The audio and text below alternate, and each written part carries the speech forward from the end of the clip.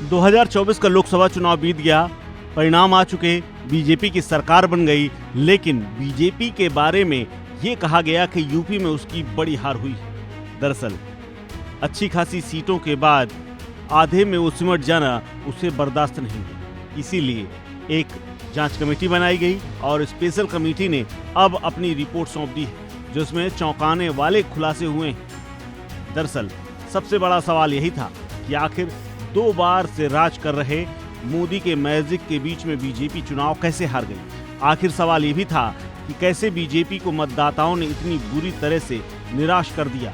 अब इन कारणों पर जो स्पेशल टीम की रिपोर्ट आई है, उससे सबके कान खड़े हो गए हैं।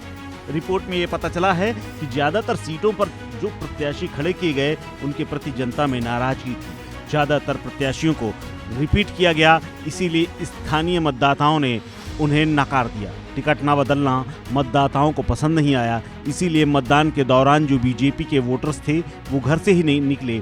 इसके चलते चुनाव परिणाम गड़बड़ा गया। रिपोर्ट में इस बात का भी जिक्र है कि विधायकों ने लोकसभा कैंडिडेट के खिलाफ माहौल बनाया।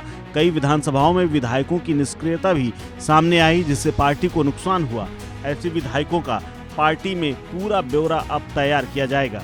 सहयोगी दलों ने भी विधायकों की भूमिका को लेकर के संदिग्धता जताई थी और कहा था कि कई विधानसभाओं में मौजूदा विधायक एक्टिव नहीं रहे। ऐसे में बीजेपी ने निर्णय लिया है कि 2027 के चुनावों में इन बातों को ध्यान में रखकर ही पार्टी टिकट दे। लोकसभा चुनाव की घोषणा के साथ ही प्रधानमंत्री मोदी ने जैसे ही 400 पार का नारा दिया, बीजेपी के कुछ नेताओं ने ये दावा कर दिया कि अगर 400 आ गई तो संविधान बदल देंगे, जिसके बाद विपक्ष ने इस मुद्दे को लपक लिया। चुनाव प्रचार के दौरान कांग्रेस और सपा ने इसी से आरक्षण को जोड़ते हुए उसे बदलने और उसे खत्म करने की बात तक कह डाली। सपा और कांग्रेस ने प्रचार में जनता के सामने ये दावा किया कि बीजेपी इतनी सीटें इसलिए चाहती है ताकि वो संविधान बदल सके और आरक्षण खत्म कर सके। इसमें दलित और ओबीसी के बीच में ये बातें काफ़ी तेजी से फैली, जिससे दलित वोटर नाराज हुआ, क्योंकि वो बाबा साहब अम्बेडकर के दिए गए संविधान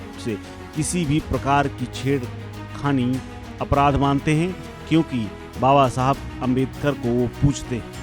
बीजेपी के नेताओं ने संविधान बदलने की जो बात कही, उसके बाद चर्चा आम हो गई और यहीं से खेल खराब हो गया। इसके अलावा बीजेपी कार्यकर्ता पीएम मोदी के चेहरे पर ज़्यादा ही और कॉन्फिडेंस दिखा गए। दरअसल योगी और मोदी पर कार्यकर्ताओं का और कॉन्फिडेंस हुआ और लोकसभा चुनाव 2024 में जो पिछले 2 चुनावों जैसा कार्यकर्ताओं में जोश था, वो इस बार गायब था। कार्यकर्ताओं में वो पैनापन और 2 चुनाव वाला पुरानापन नहीं था। उन्हें पीएम मोदी के चेहरे पर पूरा भरोसा था। भाजपा कार्यकर्ता ये मान चुके थे कि मोदी आसानी से लोकसभा चुनाव जीत लेंगे और सरकार बना लेंगे। हालांकि दूसरी तरफ सपा और कांग्रेस जमीन पर उतरकर लोगों से संवाद करते रहे। इसका असर हुआ, चुनाव परिणाम बदल गया। इसके अलावा यूपी में लोकसभा चुनाव 2024 में 80 सीटें भले ही बीजेपी ने टारगेट के तौर पर रखी थी, लेकिन प्रचार प्रसार के दौरान 80 सीटें जीतने की बात स्टार प्रचारक अपनी सभाओं में करते रहे, लेकिन पार्टी की झोली में सिर्फ 33 इसलिए आई क्योंकि ये ऊपर दिए हुए सभी कारण थे। यूपी में हार का असर सीधे तौर पर राष्ट्रीय स्तर पर देखने को मिला। बीजेपी 240 सीटों पर सिमट गई और बहुमत तक नहीं पहुंच पाई।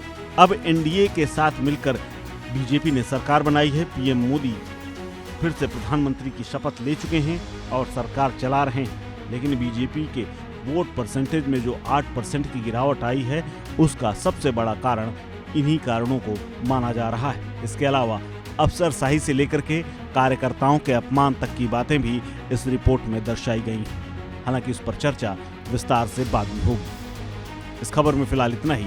अपडेट्स के लिए बने रहिए वन इंडिया हिंदी के साथ।